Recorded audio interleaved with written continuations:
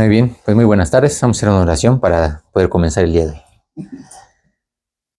Bendito Dios y amado Padre Celestial, te damos muchas gracias, Señor, porque tú nos permites estar reunidos. Gracias, Señor, porque tú estás con nosotros.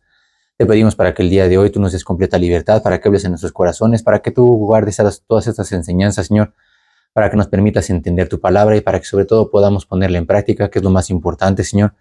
Que estemos buscando tu rostro todos los días hasta que tú vengas por nosotros. Te pedimos por toda la gente que ha oído tu palabra, que no quiere saber nada de ti, Señor. Quebranta sus vidas, quebranta sus corazones y permite que ellos puedan acercarse y puedan también venir a la salvación. Te pedimos, Señor, todo eso y te damos las gracias en el bendito nombre de tu Hijo Jesús. Amén. Muy bien, vamos a ver el día de hoy un pasaje que me gusta mucho. Vamos al libro de Hebreos, capítulo 12 y versículo 15.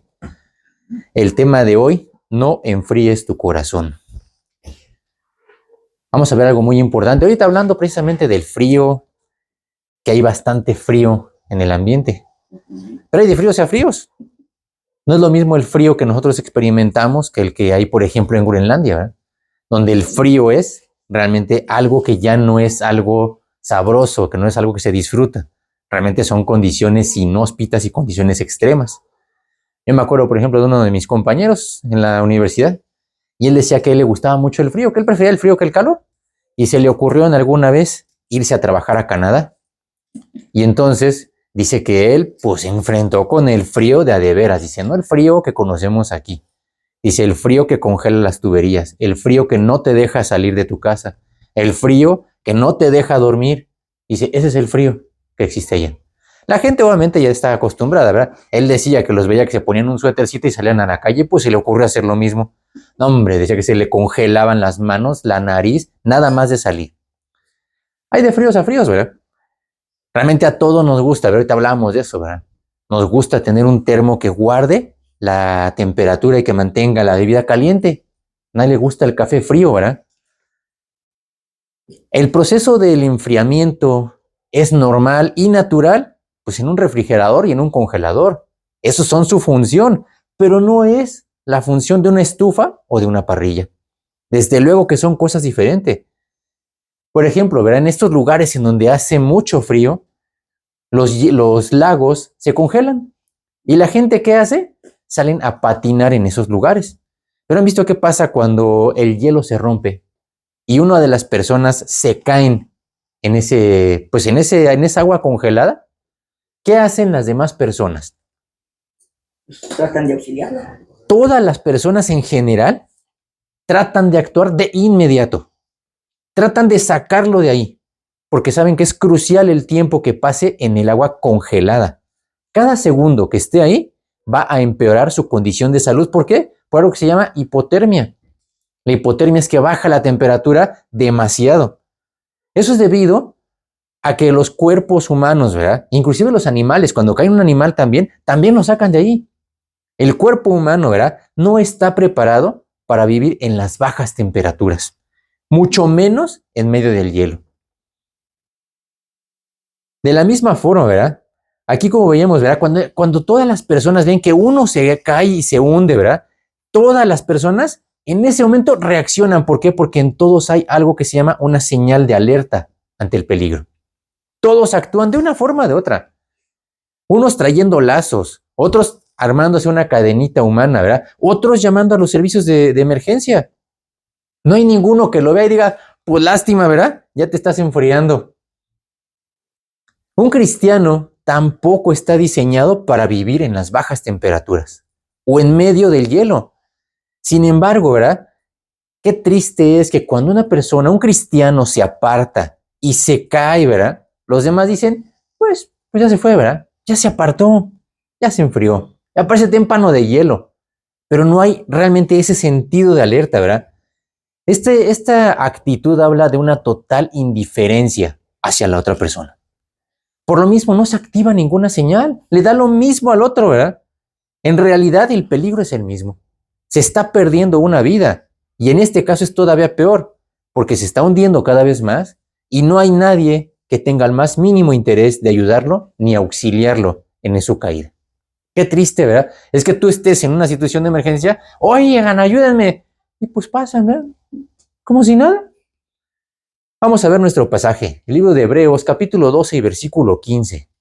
Mirad bien, no sea que alguno deje de alcanzar la gracia de Dios, que brotando alguna raíz de amargura os estorbe y por ella muchos sean contaminados. Qué enormes bendiciones tenemos en la Biblia. Lo primero que dice aquí, dice mirad. Acuérdense, cuando una expresión viene en imperativo, es una orden, no es una recomendación. La expresión mirad, ¿verdad? Como todos los mandamientos que hay, está diciéndote, ¿verdad? ¡Ey! ¡Ey tú! Oye, sí, tú, te estoy hablando a ti. Eso significa mirar, poner atención. Es un mandamiento, pero con una exhortación. Es poner atención porque significa que estamos descuidados. Cuando tú le dices, ¡ey! Y quieres llamarle la atención a alguien, es porque ese alguien está en todos lados, menos donde debe. Por eso, ¿verdad? Nosotros, si estamos descuidados, en este momento Dios nos está diciendo, cuidado, atención, porque estás en otro lado. Significa, ¿verdad? Que a propósito, ¿verdad? Hay mucha gente que no solamente es que esté descuidado, no es que esté su mundo en otro lado, es que a propósito se está haciendo de la vista gorda, ¿verdad? Cuando tú le dices, oye, te estoy hablando a ti, y se voltea para el otro lado, no es que no oiga. El otro día hablábamos de eso, ¿verdad? No es que la persona no vea, no sienta, no se dé cuenta, es que voluntariamente quiere hacerse como que no oye. Como dicen, ¿verdad? Hacerse de la vista gorda. Como que ese llamado no es para nosotros. Ah, no, es para el que está por allá, pero no es para mí. Por eso aquí la Biblia, además de mirad, dice bien. ¿Por qué tiene que reforzar? Mirad bien. Porque se refiere no solamente a voltear, sino a enfocar todos nuestros sentidos y poner toda nuestra atención para que no se nos escape ningún detalle. ¿Por qué Dios tiene que llamar nuestra atención y luego volvernos a decir, hey, pero fíjate bien lo que te estoy diciendo? ¿Por qué Dios tiene que recalcar esta orden 2 veces? ¿Se acuerdan que ya en alguna ocasión estudiamos este tema? ¿Será redundante? ¿Será que Dios tiene que decirte 1000 veces las cosas? En la Biblia no hay palabras de más. Todo está bien planeado y calculado. Si Dios dice mirad bien, es porque realmente, como dice aquí, ¿verdad? Tenemos que recordar que cuando Dios habla, ¿verdad?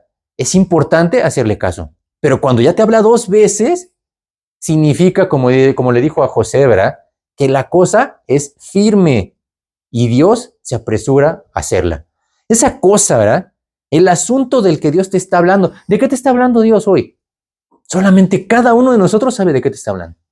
En nuestro corazón hay un llamado de parte de Dios, y no un llamado cualquiera, un llamado con urgencia. Hey, hoy tienes que poner atención. Esta palabra, ¿verdad? Que se menciona en Génesis, ¿verdad? 41:32.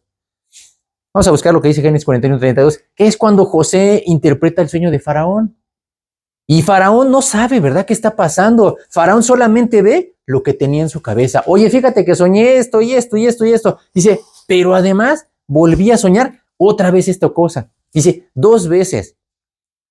José interpretó perfectamente porque discernía la voz de Dios. ¿Qué dice Génesis? Y el suceder el sueño a Faraón 2 veces significa que la cosa es firme de parte de Dios y que Dios se apresura a hacerla. Aquí dice una palabra bien interesante, José. Dice que la cosa es firme. En hebreo, la palabra firme es kun, que significa que la cosa está decidida por parte de Dios. Para Dios ya eso significa, ¿verdad?, que Dios no va a cambiar de parecer. Se tiene que hacer o sí, tal y como Dios lo dice. Muchas veces nosotros queremos negociar con Dios. Oye, Señor, no lo voy a hacer así, pero lo hago de esta forma. No, Dios no nos da la alternativa de cambiarlo. Dice, la cosa es firme, punto. Se tiene que hacer así como está. Por eso aquí es bien importante, ¿verdad?, el que hagamos las cosas cuando Dios nos llama la atención. Qué triste es que Dios tenga que llamarte la atención una y otra vez para que haga las cosas. Por eso, ¿verdad?, aquí el mirad, como dice aquí, ¿verdad?, cuando empieza, no es una sugerencia, ni es una recomendación, es una orden clara y directa. Y cuando Dios nos da una orden, ¿para qué es? Para ejecutarla. No es parte de nuestro breviario cultural, ¿verdad? Y además, cuando te lo dice 2 veces, significa que urge que obedezcamos. Debemos actuar ya. Debemos actuar de inmediato. Es algo que no podemos posponer. Es algo que no podemos demorar. Requiere que se atienda al instante la voz de Dios. ¿Cuántas veces Dios nos ha hablado, verdad?, acerca de que cada quien sabe? pero en ese momento tenemos que actuar de inmediato. Esta no es una orden cualquiera, es una orden para estar alerta, para observar, como dice, bien, fíjate bien. Significa con cuidado, poniendo especial atención a lo que te está diciendo. Es como en un robo, ¿verdad? Yo creo que todos hemos oído acerca de un robo, por ejemplo, en una tienda departamental. Hay un robo. Y después, ¿qué hacen, verdad? Resulta que muchas veces, oye, ¿y cómo sucedió? Pues yo pienso que pudo haber sido así. ¿Qué hacen? Pues recurren a algo que pues ya en la tecnología ahorita ya hay, ¿verdad? Las cámaras de vigilancia. Pero ¿qué pasa cuando revisan las cámaras de vigilancia? Resulta que cuando la gente ve las cámaras de vigilancia, ya no lo ve como el evento normal. En ese momento, ¿verdad? Dice, ya no lo está viendo de reojo, a la ligera. Dice, en ese momento está buscando captar los más mínimos detalles que son cruciales para entender la forma como sucedieron las cosas. Es el llamado como tenemos que hacer las cosas. Ya no es verlas, ya no es ver el panorama general, no es contemplar la escena, es buscar todos esos detalles. Por eso cuando nosotros vamos a la Biblia, así tenemos que ir, como si fuéramos a buscar esos detalles en esa cámara de videovigilancia. Hay mucha gente que se pone a leer la Biblia más por cumplir un requisito. Pues ya acabé. Ya me dijiste 10 capítulos, pues ya acabé y se acabó. No se trata nada más de leer por leer. Se trata de encontrar tras bambalinas, tras las líneas, que nos está queriendo decir Dios. Es como un soldado, ¿verdad? Que quiere pasar por un campo minado. Tiene que observar perfectamente la superficie, con cautela, con precaución.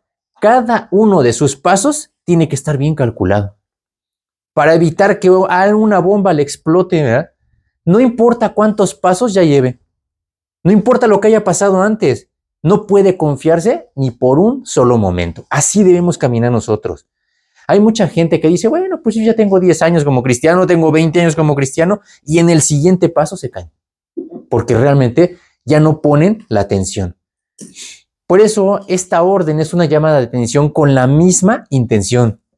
Dice Dios, fíjate, abre bien los ojos, enfócate en el objetivo, presta toda tu atención para comprender bien y captar hasta los más mínimos detalles. Vamos a ver un pasaje que está en Primera de Pedro, capítulo 5 y versículo 8. Esta exhortación es exactamente la misma de Primera de Pedro 5:8. Vamos a ver qué interesante, ¿verdad? Cómo la Biblia no nos lo dice una, ni dos veces, ni 10 veces, muchas veces en toda la Biblia. Eso es lo que hay que buscar cuando leamos la Biblia. Primera de Pedro 5:8. Sed sobrios y velad, porque vuestro adversario el diablo, como león rugiente, anda alrededor buscando a quien devorar. Qué interesante que dice, sed sobrios y velad. Y de igual forma es un mandamiento. No nos está diciendo, pues ahí cuando quieras, ¿verdad? Si quieres poner atención, si no, pues está bien. Aquí dice primero la acción y después la justificación. Sed sobrios y velad, porque, y te dice por qué. Dice, porque vuestro adversario, el diablo, como león rugiente, anda buscando a quien devorar. Al primero que se le pase enfrente. Como dice Proverbios 22:3, el avisado ve el mal y se esconde, mas los simples pasan y reciben el daño. Y aquí no habla acerca nada más de cristianos e inconversos, habla de toda la gente en general. Toda la gente, ¿verdad? ¿Cuántas veces a los cristianos Dios les ha llamado la atención, les ha dicho lo que tienen que hacer y no lo hacen? Y ahí se esperan, ¿verdad? Y como dice aquí, pasan los problemas y reciben el daño. Proverbios 22:3. El avisado ve el mal y se esconde. El avisado. Y por otro lado compara con otra gente que dice, los simples. Los simples pasan y reciben el daño. Mirar bien es dejar de ser simple para ser avisado. Dios quiere que todos sus hijos sean avisados, abusados, avispas, como dicen, ¿verdad? Dios quiere hijos avisados, no hijos simples. Ahí mismo en Proverbios, 2 páginas más adelante, capítulo 26, versículo 13, ¿qué dice? Otra llamada de atención. Dice el perezoso, el león está en el camino, el león está en las calles. Fíjense qué curioso. Dice el perezoso, el león está en el camino, el león está en las calles y no hace nada, no reacciona. ¿Cómo que el león está en el camino? Tú verías a un león y pasas a un lado de él, pues como si nada. No creo, ¿verdad? Dice, sin embargo, el perezoso, ¿verdad? La persona que no es diligente, pues pasa a un lado. Ve el problema, no pasa nada, no pasa nada y pum, como dice aquí, se lo lleva. Pero completito. El cristiano no puede ser simple e indolente y recibir el daño. El cristiano, como dice aquí, debe mirar bien para estar alerta siempre, no de vez en cuando. Porque ya fuimos avisados de que ese adversario anda suelto. Ahora, es el adversario, no es tu cuate, no es un bromista, no es alguien que te va a jugar una broma allá afuera. Es el enemigo y si no estamos alerta, dice bien claro, recibiremos el daño. Nuestro pasaje en Hebreos, ¿verdad? Capítulo 12, versículo 15, dice, mirad bien, no sea que alguno. Qué cosas tan interesantes dice este versículo, ¿verdad? Cuando dice, no sea que alguno, ¿verdad? Ese alguno se refiere a que cualquiera puede ser dañado por el pecado. Hay mucha gente, ¿verdad?, que se burla del pecado y que piensan que ellos son muy listos, que son muy inteligentes, que a ellos nunca les va a pasar. Sin embargo, ¿verdad?, no hay nadie que esté exento del pecado, del orgullo, ¿verdad? Hay mucha gente, sin embargo, todos, dice, han sido dañados por el pecado. Hay mucha gente que se cree muy buena, ¿verdad?, que se cree santa. Sin embargo, esa gente, igual que todos, son traicionados por el pecado. Vamos a ver el ejemplo de una persona, ¿verdad? Pues alguien muy especial que está en la Biblia, ¿verdad?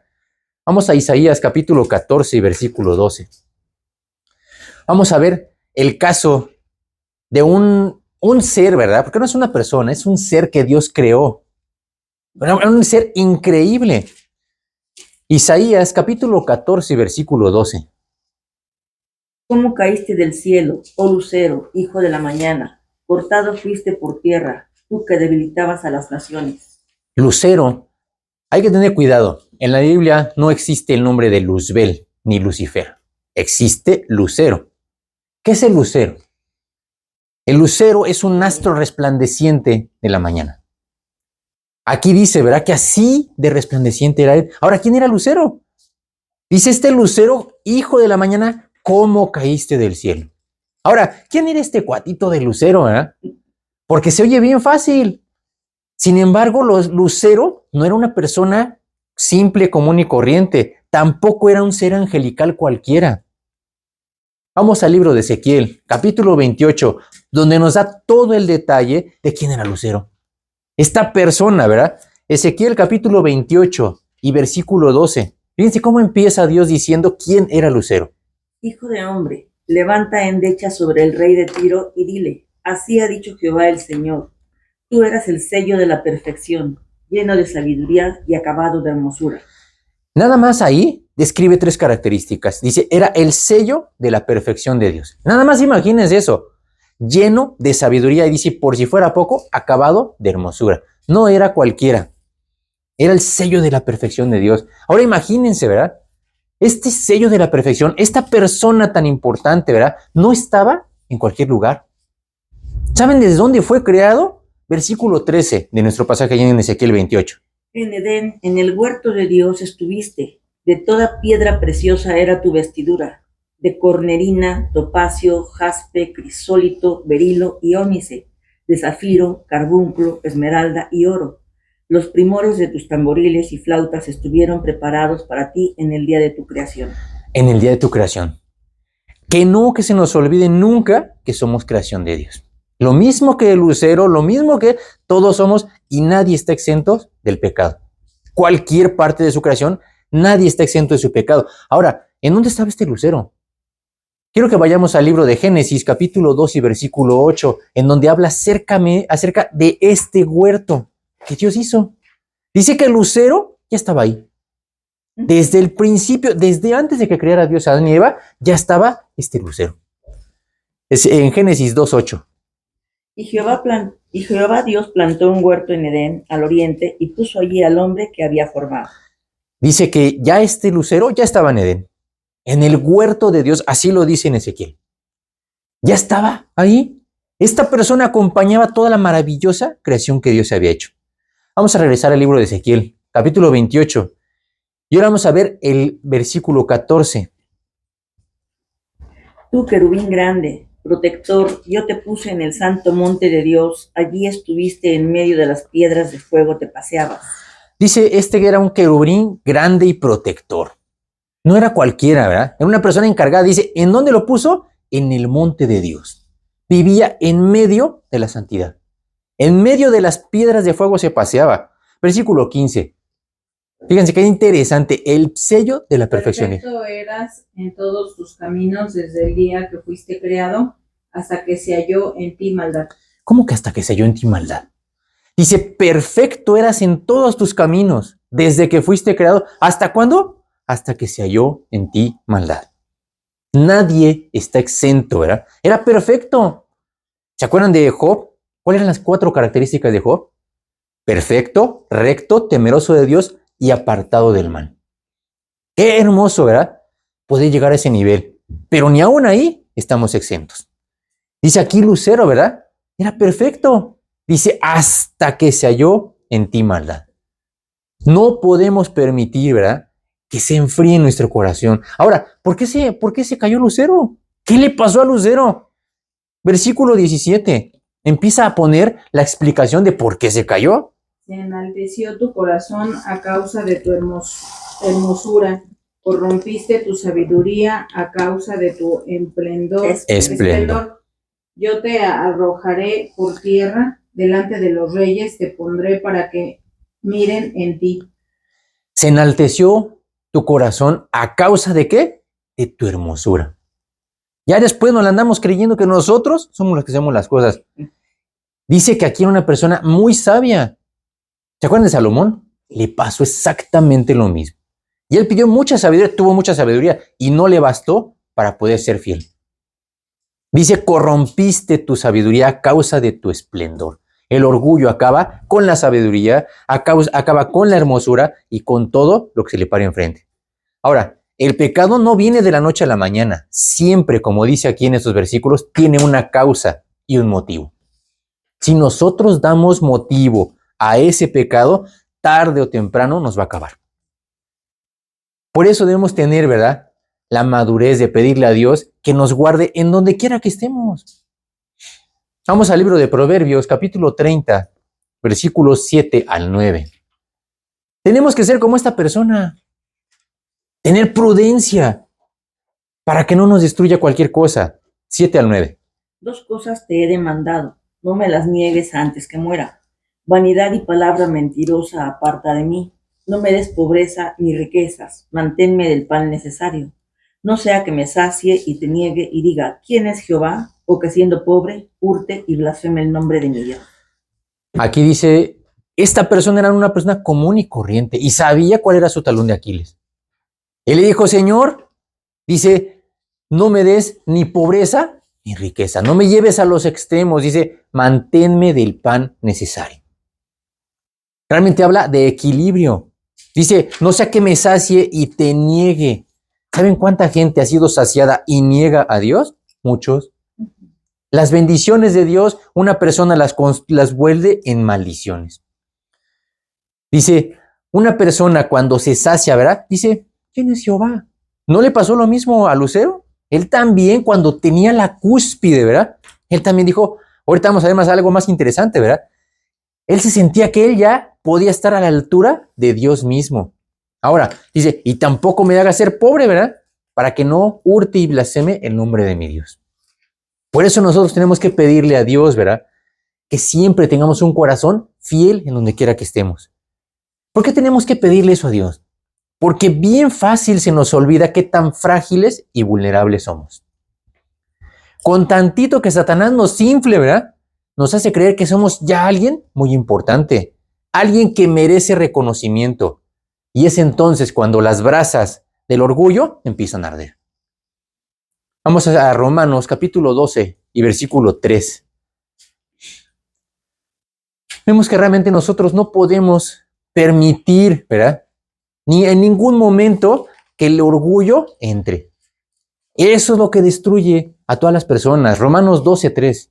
Digo pues, por la gracia que me es dada a cada cual que está entre vosotros, que no tenga más alto concepto de sí que el que debe tener, sino que piense de sí con cordura conforme a la medida de fe que Dios repartió a cada uno. Fíjense qué interesante cómo Pablo lo pone en estos términos. Dice, digo pues por la gracia que me es dada, ¿a quién?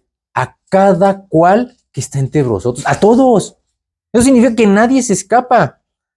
Cuando dice cada cual, ¿verdad?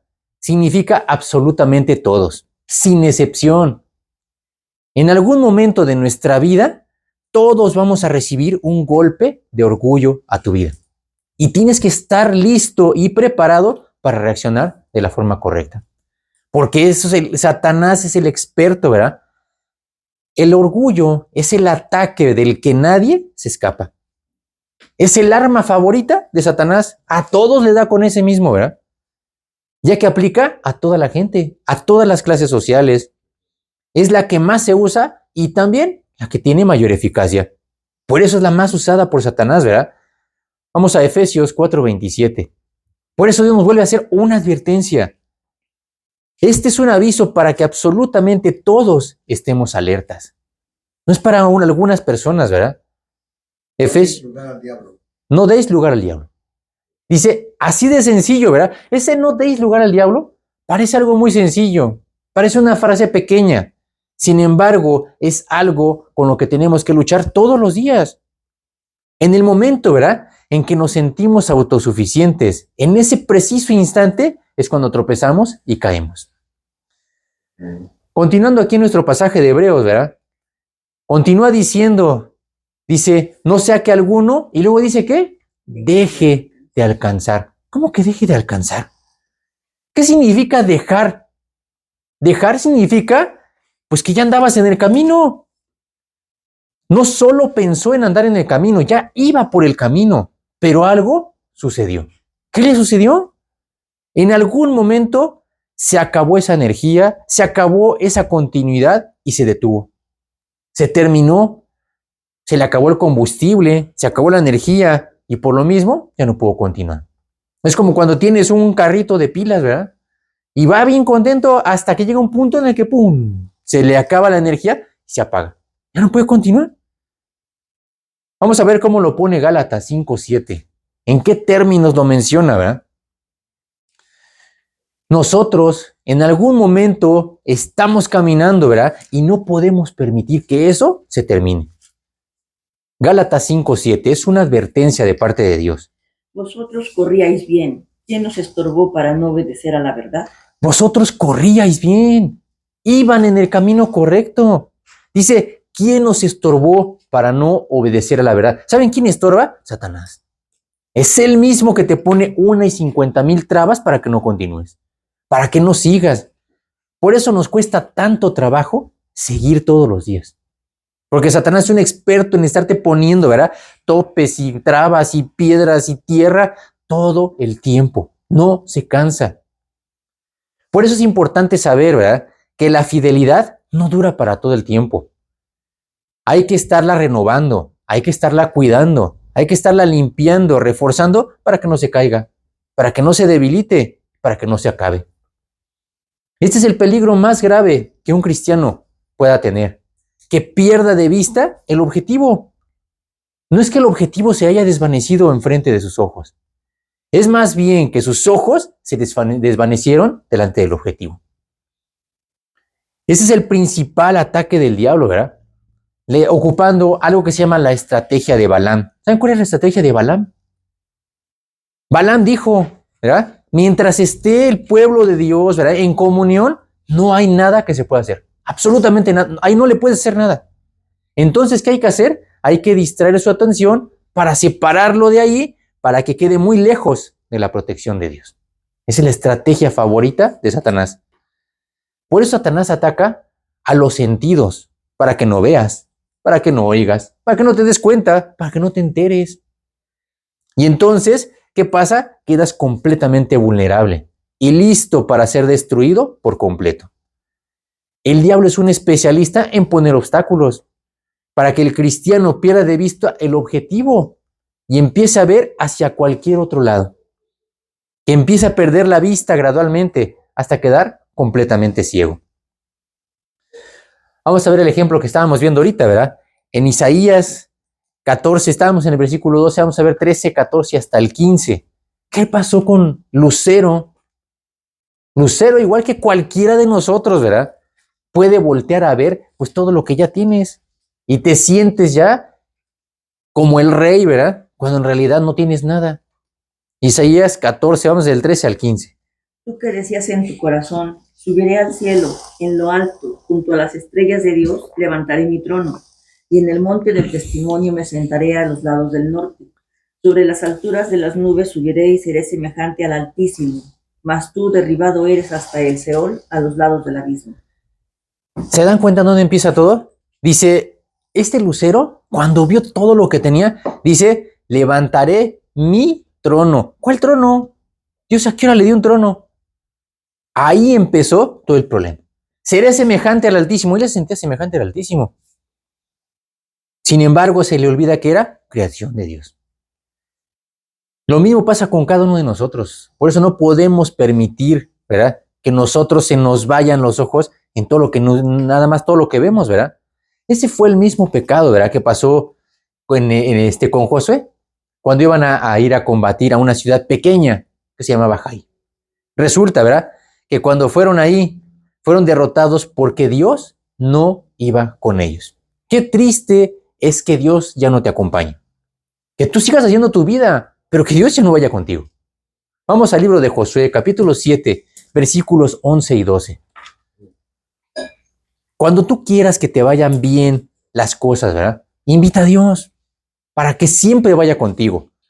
Cuidado cuando Dios ya no vaya contigo. Entonces sí hay un verdadero problema. Josué 7, versículos 11 y 12. Israel ha pecado y aún han quebrantado mi pacto que yo les mandé. Y también han tomado del anatema y hasta han hurtado, han mentido y aún lo han guardado entre sus enseres. Por esto los hijos de Israel no podrán hacer frente a sus enemigos, sino que delante de sus enemigos volverán la espalda. Por cuanto han venido a ser anatema, ni estaré más con vosotros, sino destruyereis el anatema de en medio de vosotros. Qué triste es que cuando tú vayas a hacer las cosas, Dios te conteste, ya no voy contigo. Ya no voy a estar más contigo. ¿Por qué Dios no va con nosotros? ¿Saben por qué Dios no va con nosotros? Porque hay algo que le está estorbando. Oye, Señor, pero si yo voy ya y cargo la Biblia y me pongo a decir esto y hago lo otro, si Dios te dice, ya no voy contigo, es porque algo le está estorbando. Qué triste es que a Dios le estorbe algo en nuestra vida. Continúa diciendo aquí Hebreos, dice, la gracia de Dios, que alguien deje de alcanzar la gracia de Dios. Qué terrible es dejar de alcanzar la gracia de Dios. No dejes de alcanzar pues un puesto político, ¿verdad? Hay mucha gente que persigue los huesos en el gobierno, ¿verdad?, para que le dure pues otros años el mantenimiento. Pero realmente muy poca gente se preocupa por alcanzar la gracia de Dios. No hay tragedia peor para un cristiano que ya no cuente con la gracia de Dios. Qué triste es que tú ya no lleves en tu vida la gracia de Dios.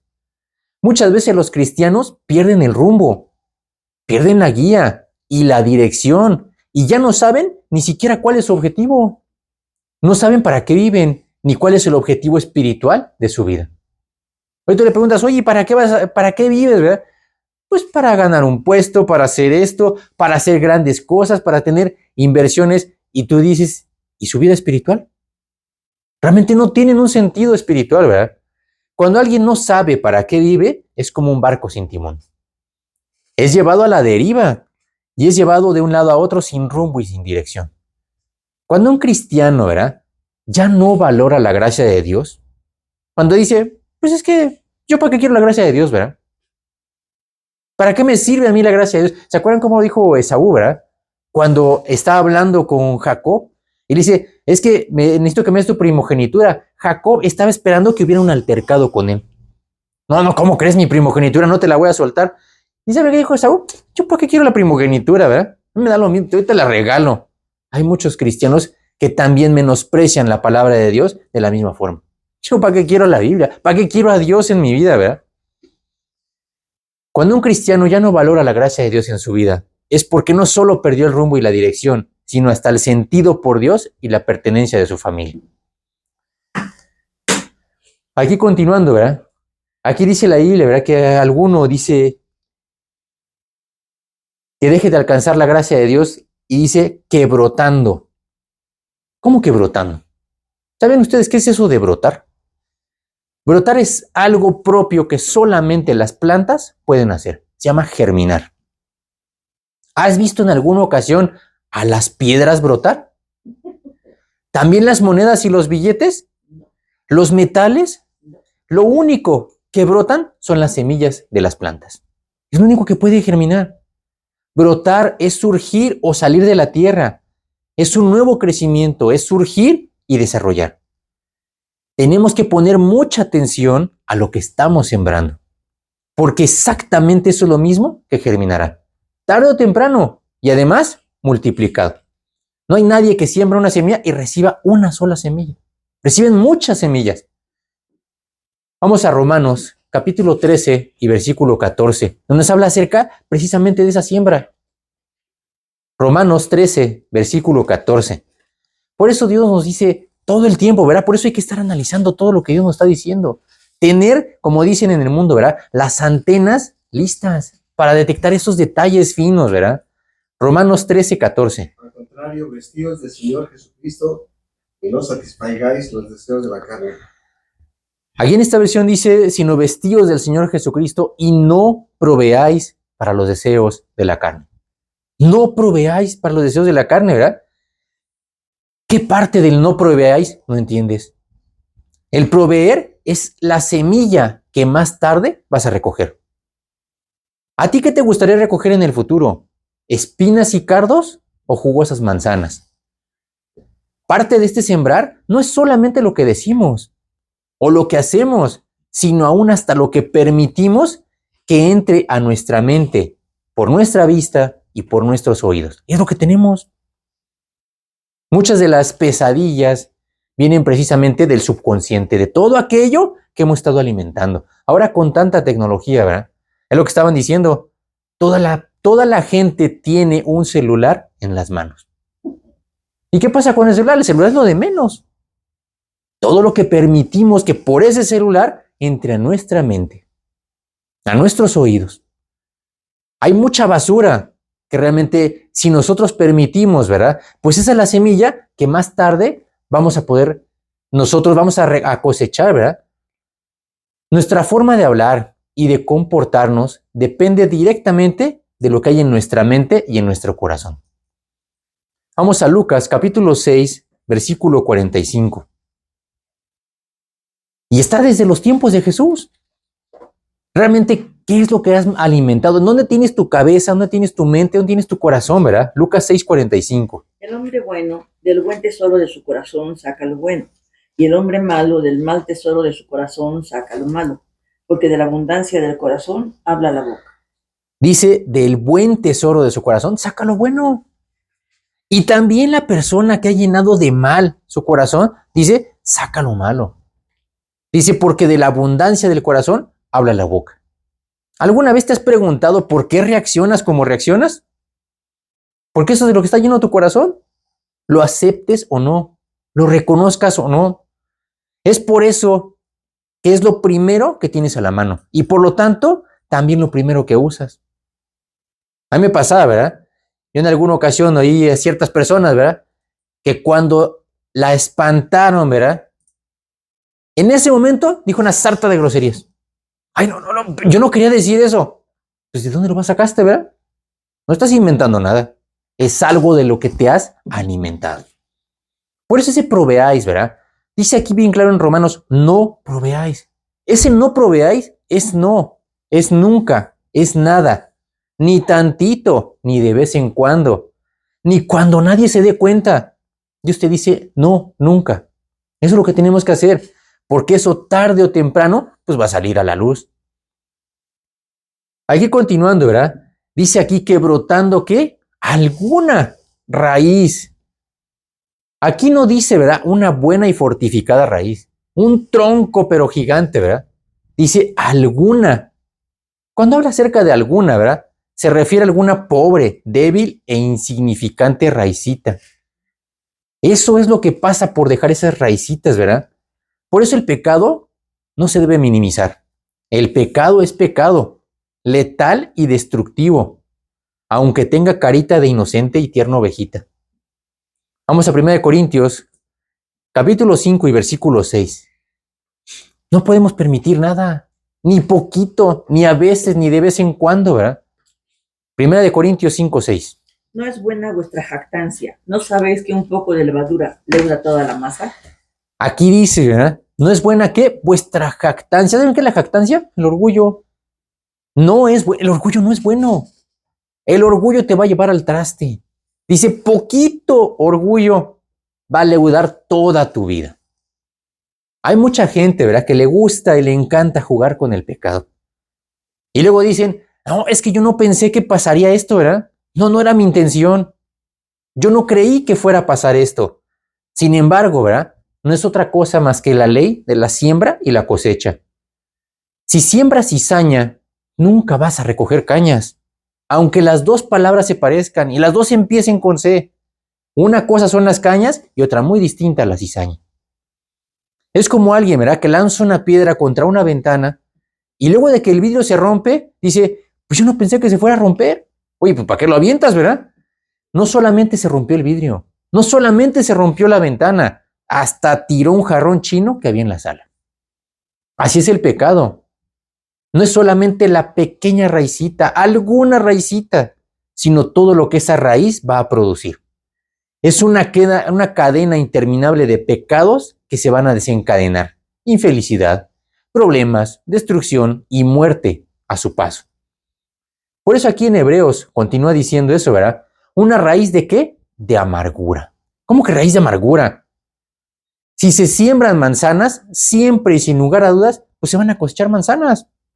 De la misma forma, el fruto del pecado siempre es, sin excepción, es nocivo, es letal, es devastador, es pecado.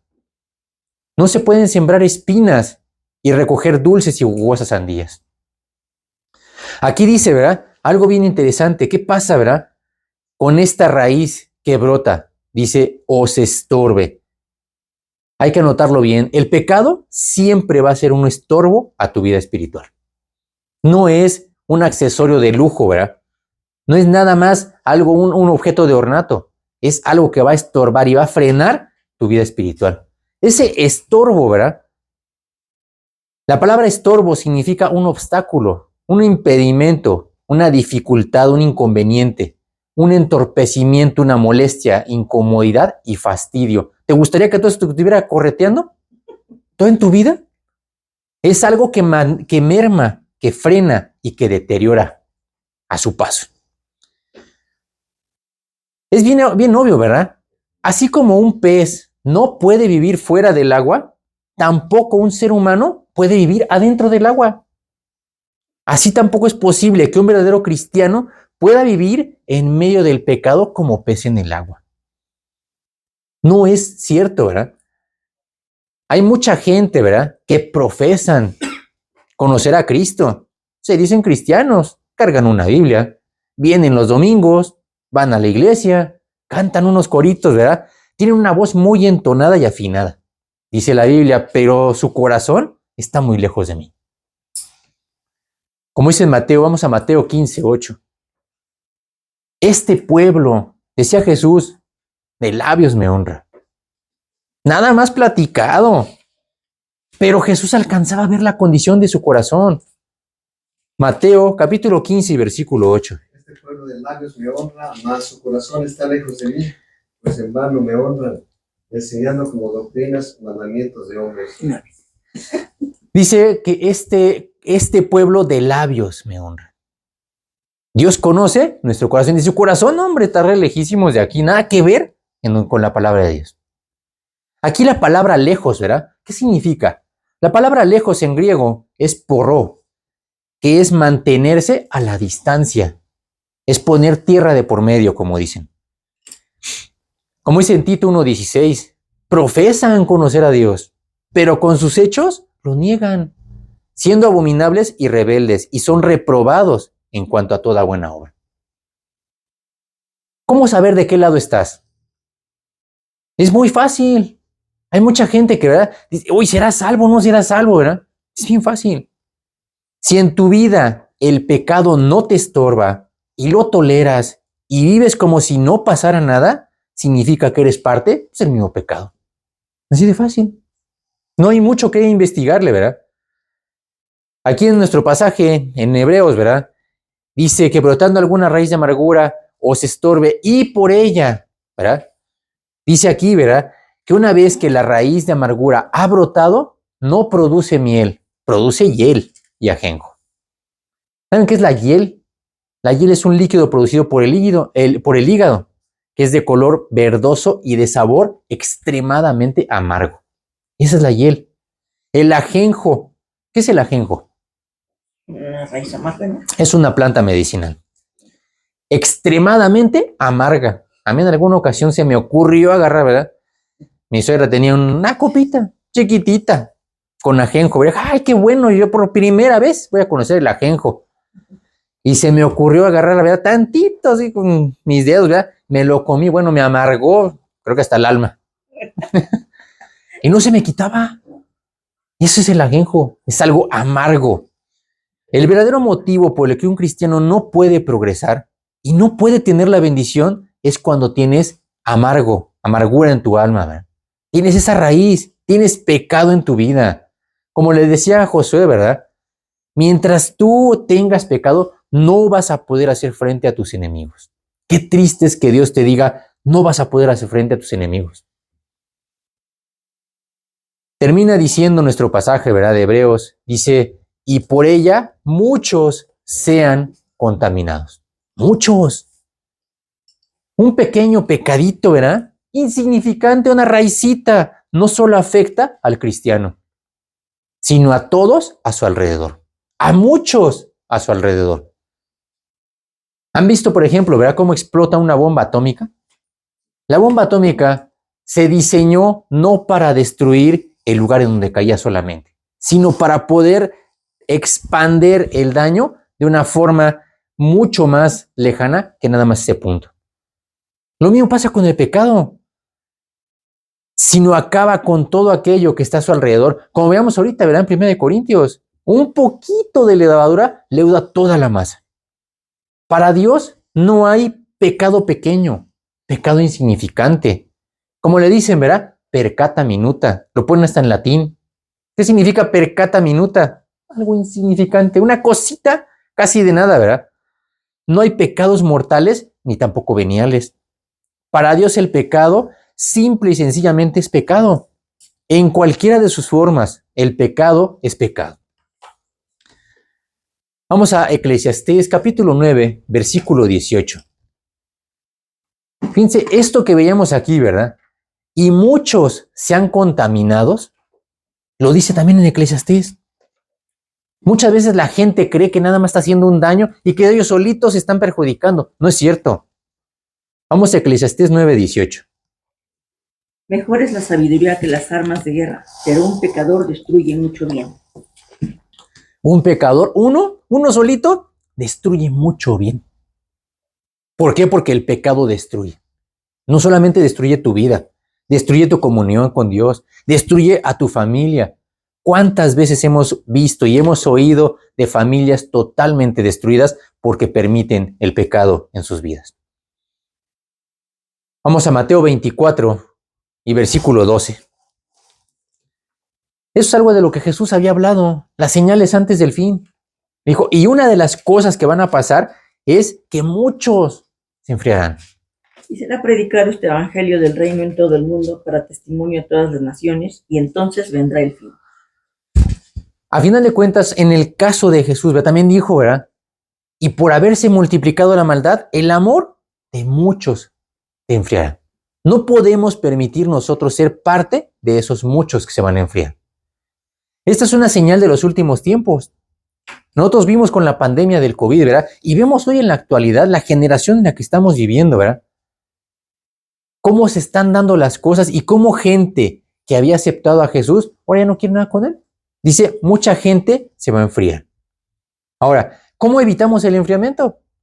En primer lugar, es bien fácil, teniendo comunión con Dios todo el tiempo. ¿Cómo tienes comunión con Dios? En la oración. Es bien importante, ¿verdad? Hace rato platicábamos de eso. En el reino animal existen dos grandes divisiones. Unos que se llaman, ¿verdad? Los poiquilotermos. ¿Saben qué son los poiquilotermos? Mejor conocidos como los animales de sangre fría. Entre ellos los peces, los anfibios y los reptiles. Pero también otro grupo, ¿verdad? Que se llaman animales de sangre caliente. Resulta que los poiquilotermos, ¿verdad? Son una clase de animales que no pueden producir su propia temperatura. Y por eso necesitan de una fuente externa como el sol, ¿verdad? Como las lagartijas, ¿verdad? Que salen a solearse, ¿para qué? Para regular su temperatura. Para que no se congelen, ¿verdad? Sin embargo, los mamíferos y las aves, por ejemplo, tienen algo que se llama sangre caliente. ¿Por qué? Porque pueden termorregular su temperatura. Cosa que no lo hacen, ¿verdad? En los cristianos, de alguna forma, ¿verdad? Somos poiquilotermos. Es decir, somos de sangre fría. Por eso nosotros no podemos generar nuestro propio calor internamente. Y por eso nuestra temperatura corporal se adapta al entorno. Y si andas en el congelador, pues adiós, ¿verdad? Por eso Dios quiere que nuestro corazón esté siempre avivado, continuamente. La única forma es estar en su presencia. Vamos a Romanos capítulo 12 y versículo 12. Cómo Dios nos lo dice una y otra vez y otra vez. ¿Por qué serán tantas llamadas de atención? Precisamente para que nosotros entendamos que separados de Él no podemos hacer nada. Romanos capítulo 12 y versículo 12. Gozosos en la esperanza, sufridos en la tribulación, constantes en la oración. ¿Constantes en qué? En la oración. No constantes en el cine, ¿verdad? No constantes en los bailes, en las fiestas. Constantes en la oración. Dios nos da exactamente lo que necesitamos hacer. La palabra constantes que se ocupa aquí en Romanos, ¿verdad? En griego, proskartereo, que significa perseverar y persistir. No solamente es llegar, es empezar, es hacer las cosas, no, es continuar hasta que termines.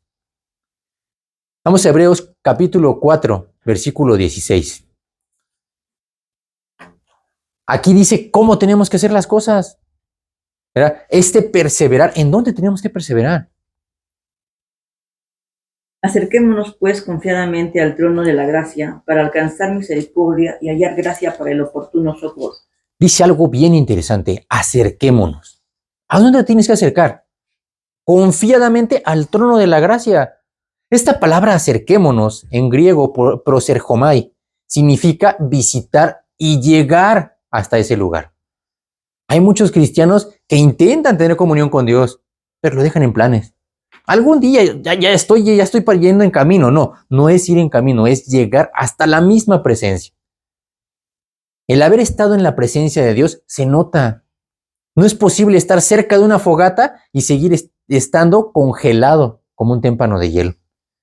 Hay muchos cristianos, ¿verdad?, que dicen que tienen comunión con Dios. Sin embargo, su vida, sus actitudes, sus respuestas transmiten ¿qué? El gélido ventarrón de un congelador. ¿Será cierto realmente? ¿Qué pasa cuando una persona está en comunión con Dios? Vamos a ver un ejemplo en Lucas 24:32. Qué hermoso cuando un cristiano no necesita andar platicando. Se le nota, ¿verdad? Transmite eso. Es como una parrilla, ¿verdad? Sabemos, esa parrilla nos damos cuenta que está ardiendo, nada más como para acercar las manos. No necesitamos ponerla, ¿verdad? Lucas 24:32. Y se decían el uno al otro, ¿no ardía nuestro corazón en nosotros mientras nos hablaba en el camino y cuando nos abría las escrituras? Cuando Jesús iba con una persona, con los discípulos, ¿verdad? ¿Qué pasaba? Les iba explicando y les abría las escrituras, que es lo que estamos haciendo ahorita, ¿verdad? Dice, ¿qué pasa? ¿No ardía nuestro corazón en nosotros? No es que se estuvieran quemando, ¿verdad? Pero era esa comunión. Aquí la palabra ardía, que se ocupa aquí, ¿verdad? En griego es kaio, que significa incendiar y quemar. ¿Qué significa eso? La comunión con Dios no te da solamente un poquito de calor. Te da un calor que te consume, que te incendia, que te quema, ¿verdad? Eso es lo que hace la palabra de Dios. Como dice en Juan 5:39, empieza diciendo algo bien interesante. No te dice, lee la Biblia. No te dice, oí la Biblia cuando la quieras. escudriñad las Escrituras, porque a vosotros os parece que en ellas tenéis la vida eterna, y ellas son las que dan testimonio de mí. La Biblia hay que memorizarla, profundizando, investigando. Eso es escudriñar. Por eso aquí, ¿verdad? Jesús lo dijo en una sola palabra, ¿verdad? Por eso nosotros tenemos que permanecer constantes en comunión con Dios. Vamos a Job 27:5. ¿Qué tenemos que hacer? Nosotros, como toda la gente, tenemos las mismas alternativas. Hay gente, ¿verdad? Como Enoc. Hay gente como Job. Y hay gente como Judas Iscariote. También. Job 27:5. Nunca tal acontezca que yo os justifique. Hasta que muera, no quitaré de mí mi integridad. Qué hermoso que una persona de sangre y hueso, ¿verdad? Que una persona común y corriente haya determinado este nivel. Hasta que muera, no quitaré de mí mi integridad. Y ese que me muera no significa mañana, pasado. Él no sabía cuándo se iba a morir. Sin embargo, él dijo, a mí no me interesa si es hoy, mañana o pasado. Cuando sea, de aquí hasta que me muera, no quitaré de mí mi integridad. Qué hermoso que podamos tener un pacto y un compromiso con Dios de esta forma. ¿Qué pasa si te acercas a una fogata? Vas a empezar a calentarte, pero también si te alejas, te vas a empezar a enfriar. No debemos permitir que nada ni nadie nos aleje o que se interponga entre la fogata y nosotros. ¿Qué pasa si tú te vas a poner en una fogata y te ponen un muro enfrente? Pues adiós calor. Por eso no podemos permitir que nadie se ponga enfrente. Vamos a un pasaje del Señor Jesús, vamos a Juan 5:35. Por eso esto es decisión de cada quien. No importa si no tienes oportunidad y si esos son pretextos. Juan 5:35. Él era antorcha que ardía y alumbraba, y vosotros quisisteis regocijaros por un tiempo en su luz. Fíjense qué interesante. Dice, está hablando de Juan el Bautista. Dice que él era antorcha que ardía y alumbraba. Habla acerca de calor y también de luz. Dice, ¿y vosotros qué dice aquí? Quisisteis regocijaros por un tiempo en su luz. Cuando dice por un tiempo, ¿verdad? No dice unos días, tampoco dice unos meses o 2 años. El tiempo que permanezcamos con Dios depende de cada quien. Tú ya determinas si son 10 minutos, si son 15 días, 20 años, o como decía Job, de aquí hasta que me muera. Job no le puso tiempo, ¿verdad? Hay quienes han permanecido fieles unos días. Otros han estado meses o algunos años, pero muy pocos han podido permanecer constantes toda su vida. Una vez hice yo un estudio, ¿verdad? Que me gustó mucho, acerca de la gente, ¿verdad? Los reyes de Israel que pasaron y todos tuvieron las mismas oportunidades. Pero estuvo en medio de ellos un profeta, ¿verdad? Samuel. Resulta que Samuel, ¿verdad? Fue una persona que fue, pues, ofrecido a Dios desde antes de nacer. Sin embargo, ¿verdad? Samuel continuó toda su vida hasta que él se murió. A pesar de que sus mismos hijos no quisieron tener la misma comunión con él. Samuel permaneció fiel toda su vida. Job permaneció fiel toda su vida, pero muy poca gente lo ha hecho de esa manera. Enoc, ¿verdad? Dios quiere que tengamos una comunión, ¿verdad? Como la que pasó con Enoc. ¿Sabían cuánto tiempo vivía Enoc? 365 años. Los últimos 300 años de Enoc, ¿verdad? Dice que los vivió tan cerca de él, ¿verdad? Tenía tal comunión con Dios que Dios, ¿qué hizo? Pues mejor, ya vámonos. Dice en Génesis 5:24, caminó pues Enoc con Dios y desapareció porque le llevó Dios. Qué hermoso que Dios te pueda llevar. Ya mejor vente. Ya estás más allá que para acá, ¿verdad? Dios no solo quiere que nuestra calidad de comunión sea buena, quiere que cada día sea mejor. Cuando no sientas el deseo de orar, de leer su palabra o de acercarte a Dios, entonces es momento de reflexionar. Porque no es que la fogata se esté apagando.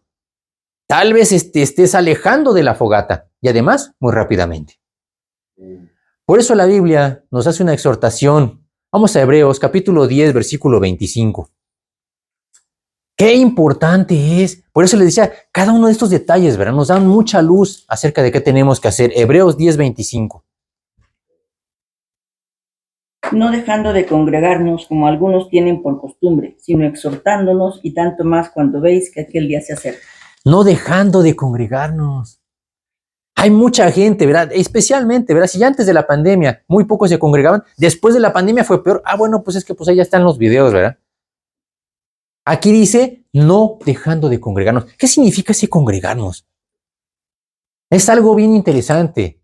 Cuando tú tienes frío, te frotas las manos. ¿Y qué pasa? Te calientas. ¿Por qué? Por un fenómeno que se llama fricción. La fricción produce calor. Yo puedo hacer fricción pues, en el aire. Y por más que la friccione, jamás se va a calentar. Necesito otra mano igual para que produzca calor. Por eso a ese congregarnos habla acerca de lo mismo. Aquí dice ¿por qué? Dice exhortándonos, y tanto más cuanto veis que aquel día se acerca. Hay que entender que la separación produce enfriamiento, debilidad y finalmente la muerte.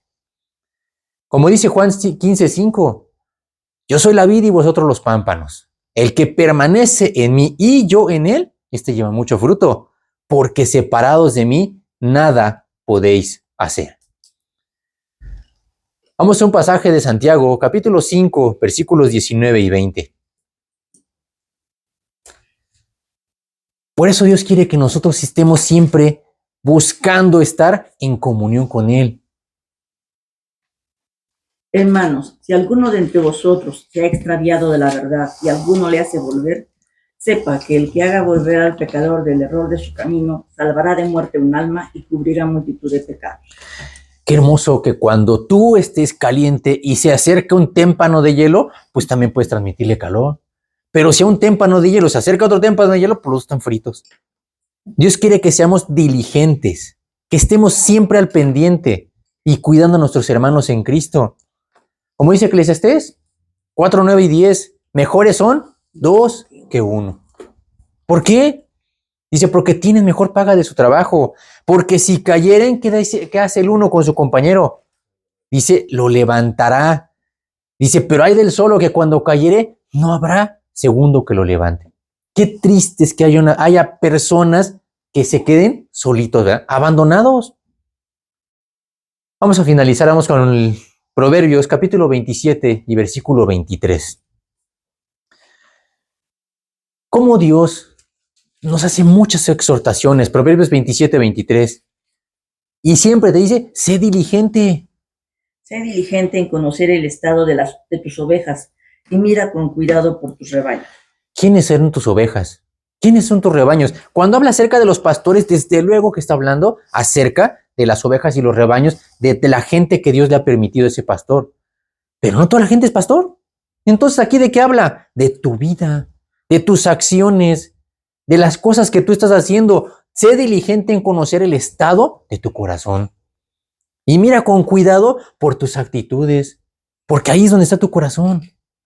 Eso es lo que Dios quiere, que estemos siempre en comunión con Él, para que nosotros no nos dejemos enfriar. Vamos a hacer una oración, vamos a darle gracias a Dios por lo que pudimos ver el día de hoy. Bendito Dios y amado Padre Celestial, te damos muchas gracias, Señor, porque tú nos permites estar aquí reunidos. Muchas gracias porque estás con nosotros, Señor. Muchas gracias porque tú siempre nos alientas, nos consuelas, nos fortaleces. Te pedimos, Señor, para que nosotros busquemos el agradarte con un corazón fiel todos los días de nuestra vida, Señor. Danos, Señor, un corazón que te busque a pesar de los problemas, a pesar de las circunstancias, que siempre estemos contigo, Señor, que busquemos el agradarte hasta que muramos, Señor. Nunca apartemos y nunca te dejemos, Señor, que nuestra integridad se permanezca siempre hasta que tú vengas por nosotros. Te pedimos para que tú nos cuides, para que tú nos protejas y para que tú vengas con nosotros, Señor, para que tú pelees por nosotros y para que siempre nos saques adelante, para que nos des tus bendiciones, Señor.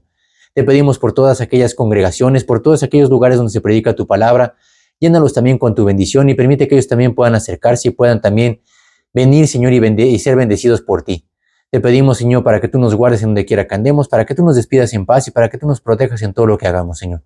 Te lo pedimos y te damos las gracias en el nombre bendito de tu Hijo Jesús. Amén. Que Dios los bendiga. Terminamos.